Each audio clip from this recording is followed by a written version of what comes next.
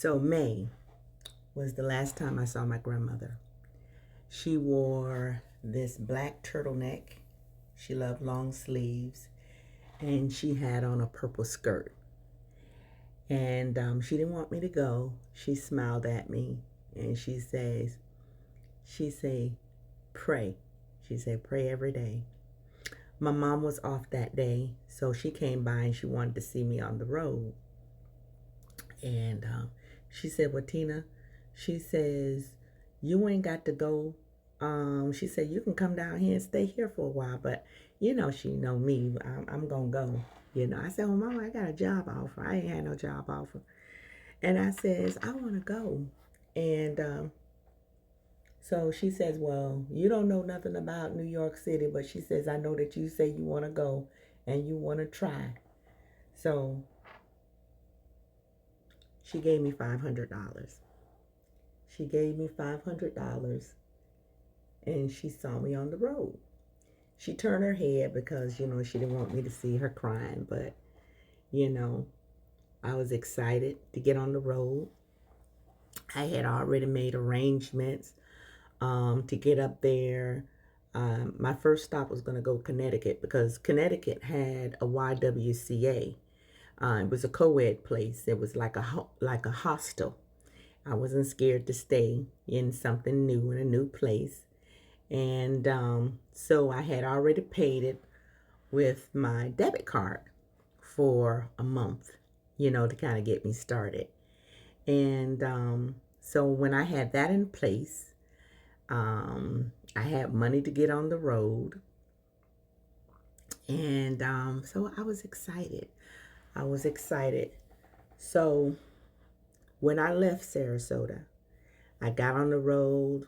I hit I-75 and I just started driving. Once I started driving, I was feeling good. I was just thinking about all the things that I was going to do, and I wasn't even scared. I wasn't even worried. So I knew to drive when I was on the highway and stop towards the evening, and get into a hotel because I had enough money, I had my mama's $500 she gave me. I had already had some money in the bank, and I knew that everything was set in place. So as I started driving, and I got somewhere towards, I want to say somewhere towards Virginia.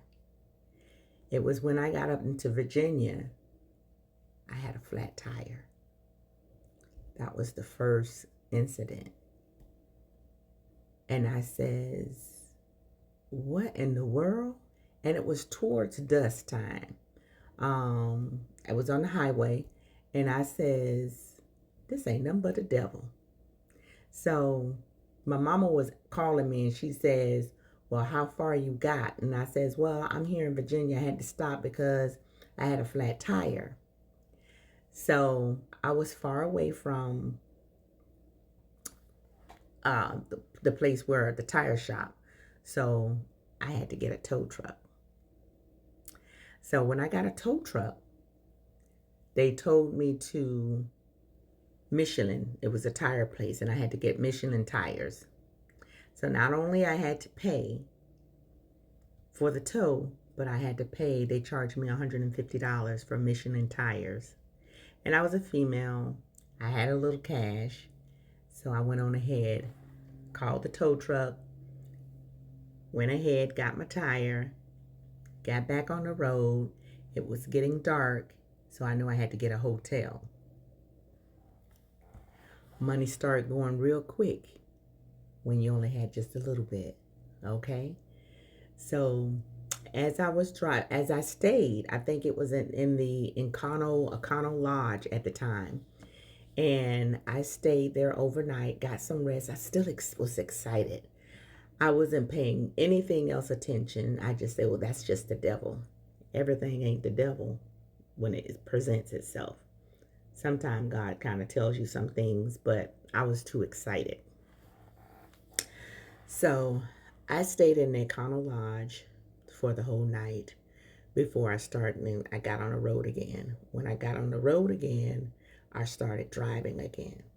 Nobody didn't tell me all of the toll roads that I was encountering going to New York City. I've been there a couple of times, but I forgot about the toll roads.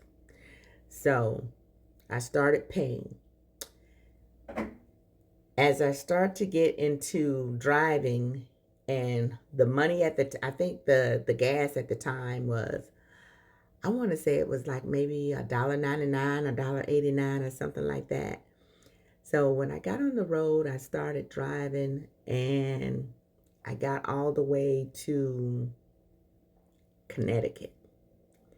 I got to Greenford. I think it's Greenwich, Connecticut. And I got there and I stopped at the McDonald's. That McDonald's that I stopped to is going to come down the line about that McDonald's in Connecticut. But I stopped there for a little bit until I basically got to Stanford. I got to Stanford, the YWCA. I laid my eyes on the first time. When I got to Stanford, YWCA, it was a co-ed. It was a co-ed hostel. When I got there, I met the young lady at the time. I didn't know her, but I told her I came to check in. And I says the room number was 633.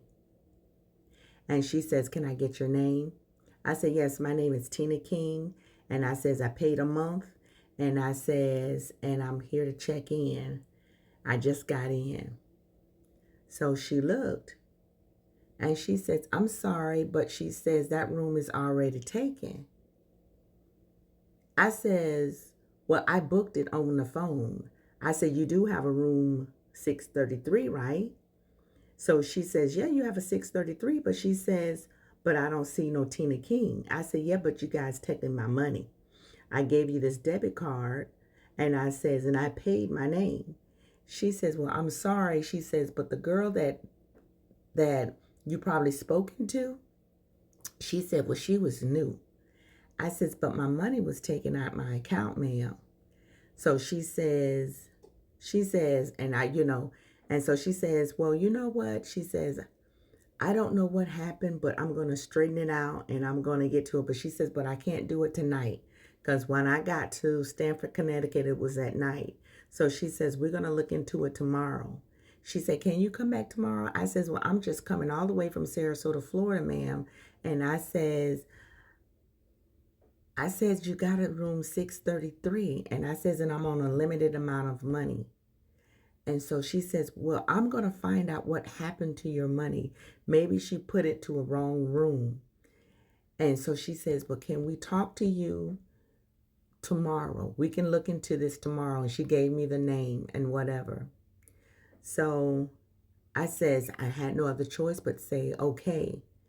So I got back in my car and I started somewhere in the neighborhood looking for a hotel. And I says, "Okay, Tina," I says, "you can do this. They're going to straighten it out." So up the road, they had Howard Johnson Inn.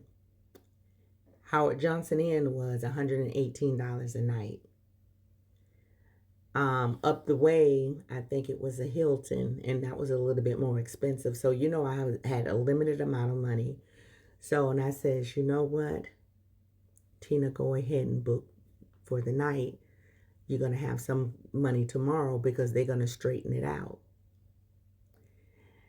Little did I know, tomorrow came real fast. I went back to Connecticut, YWCA, and that was the beginning of a nightmare.